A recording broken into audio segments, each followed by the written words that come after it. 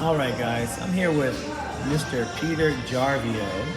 He's from Kentucky. I want to interview him so you guys will know him more. This man here is my hero. He's an activist for Flat Earth, and he's doing God's work. But there's just a few questions I want to ask you, Peter. Sure. First, though, could you just introduce yourself as to where you're from and what got you started into doing activism? My name is Peter Jarvio. I'm a retired mechanical engineer. I used to work for Sylvania, and before that, I made detonators and timers for nuclear weapons. But I grew up in Massachusetts, left for college, and now I live in Kentucky. Lived in Ohio for 14 years. Now I'm in Kentucky. Been there about 30 years now. I found out about the Flat Earth in January 2018, and I started talking to people around town at Walmart and different stores about the Flat Earth. I started to talk to people at church, but my pastor got wind of it and didn't like it, so I told me not to talk about that subject at church. So I wanted a bigger audience. I would go to garage sales and talk to people at garage sales, but I still wanted a bigger audience. So I thought, well, Trump did this executive order about free speech on college campuses, so I thought I'd try it out, and I enjoyed it. So I've been going to college campuses. I started doing college campuses about 2 months before the COVID virus hit. COVID slowed me down for a long time, but now that the COVID's gone, I've been going to more campuses now, and I've been to 28 campuses, 28 colleges, and talked to over 13,000 students about the Flat Earth. But I never start with Flat Earth. I always start with the moon landing. I got a couple of posters about the fake moon landings. So most college-age students are at least suspicious about the moon landings. So I start with that, and then I move on to the Flat Earth. Explain why they faked the moon landing to give us the first fake pictures of the fake globe. So I flat smack them that way. And it's very enjoyable. I love going to the college campuses. It's a great feeling to see a lifetime of programming gone in a couple of minutes, a lot of times. And it's wonderful to see the light come on when they realize the earth is flat and they've been lied to. And it's just a great feeling. And I enjoy going to the college campuses, so I've been doing it for since before the virus started. But Right, awesome. And I've had the pleasure of standing by your side for 2 hours today, and I'll do it again at tomorrow. University of South Carolina. That's my alma mater. So I wish back in 95, 96 that I met someone like you who would flat smack me and bring me back to reality. But tell us, what is your main goal that you want to accomplish, for what you're doing? I just want to wake up as many people as I can, and it's just a matter of, well, that's my objective. Right. And going to colleges, would you say, like, for the average person who is a flat earther, would you say it's a hard thing to do, to come out of your shell? Because a lot of us are very... Well, I was a pretty shy person before Flat Earth, but once I learned out it was flat, I realized, well, I need to talk to people. So I learned how to talk to people. I'll go up to anybody in the street now and start a discussion about anything. I'll talk to anybody about anything. So I got over the shyness, and now you learn to do what you got to do. And so I got over that, and I just and college students are very receptive. The older crowd, not as much, but I've still smacked a lot of older people in the process. But the younger people are generally more suspicious of the government. They're more suspicious of the mainstream media, and they're not as set in their ways. So they seem to be generally more open than the older generation. Right. And as we experienced today, it was one guy, he was older, he's probably about my age, who got really triggered and was even cursing at us about, he told us that there was a library behind us, yeah, and that we need to go there and read a fucking book. Yeah. Read a fucking book. Right? You have to have a thick skin to do what I'm doing. But the worst, I get called a few choice names and get the finger once in a while, but that's about it. Right, and you handle the kids, I don't want to say kids, but the students very well. Thanks. And in a nice, cordial way, unless they're being smart alecky, Yeah. and you have to play a little bit along. If they're with it. aggressive, you have to be aggressive too. Right, and that's the only way you can get your point across, I believe, and to show them the other kids that I noticed that a lot of them are just listening in, some of them intently, Right. and the others they don't know what to say, how to react, Right. But would you say, like, for the average person, it's pretty easy to get started in waking people up? Yeah, I mean, I've had real good success on campus. I've heard a lot of flat earthers on the internet say they're lucky to get 5 or 10% to convert. I think I do close to 50% that are at least seriously going to look into it, into the flat Earth. So, but it's a learning process.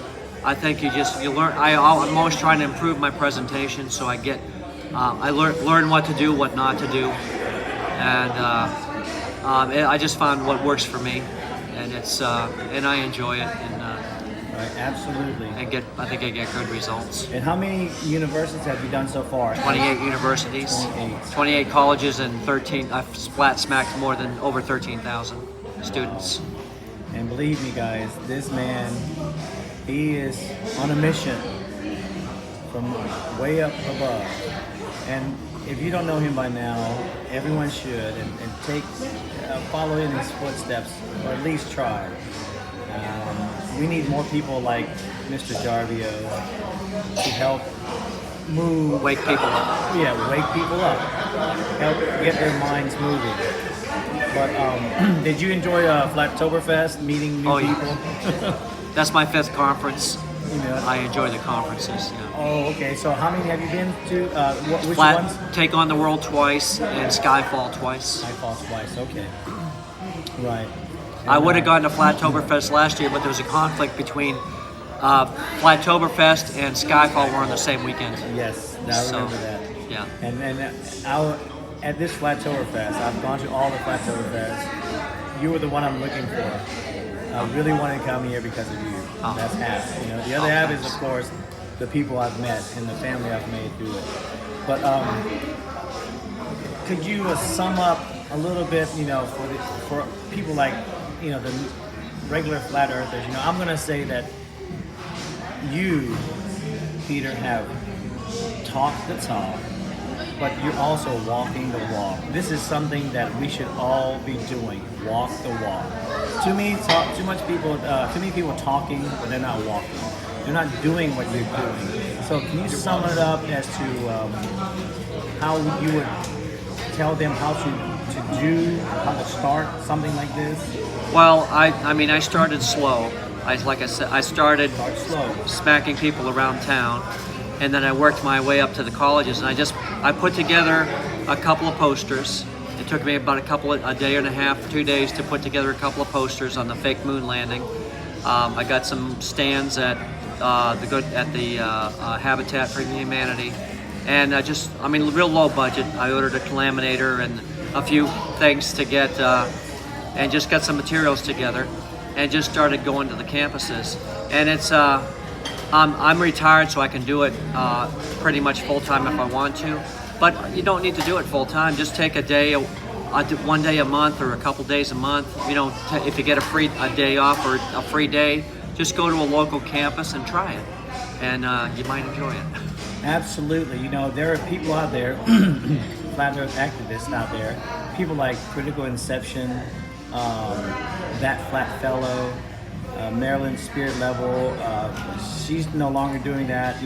There are many other people out there that actually get out and interact with people. Yeah. Now I don't know how Flat Fellow does it. He starts with the flat Earth. I never start with flat Earth. I always start with a moon landing, and I go in the back door and work my way around to the front door. He just goes in the front door, but it seems to work for him. So. Yeah. But he's at one mall, right, or one flea market.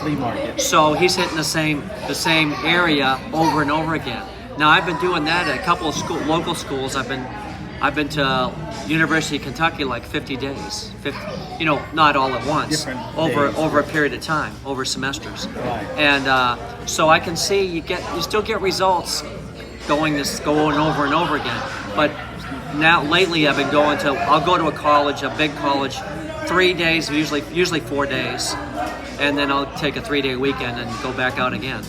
But so I just hit them hard, hit them once, and then I might come back in 2 or 3 years or 4, except for something like Purdue. But most colleges, I'll maybe go back in a few years. But most campuses I've been to, you always meet a few that already knew it was flat. So, but now there's a lot more flat earthers on those campuses. And would you say that you get a lot of repeat customers, kids who come back and ask more questions? Yeah, when I stay 3 or 4 days, usually the people I've hit on the first day or two, they'll come back later in the week with questions and say, how does this work? How does that work? How does seasons work? How does day and night work? And they'll come back. So it helps to be there. I'm still getting new people on the third or fourth day, but I do get the repeats. They're coming back with more. So it's reinforcement for them, and then it's also getting more people.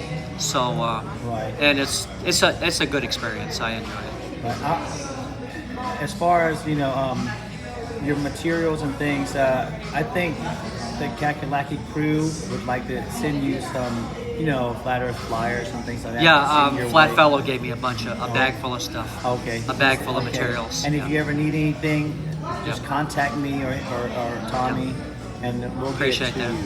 you anytime you need it. You run low. Oh, I'm Yeah. good. I usually just give them a flat model Uh-huh. and a list of videos, some of my favorite Right. videos. And the brochures come in handy with. Yep. So you have many kids around you today for sure.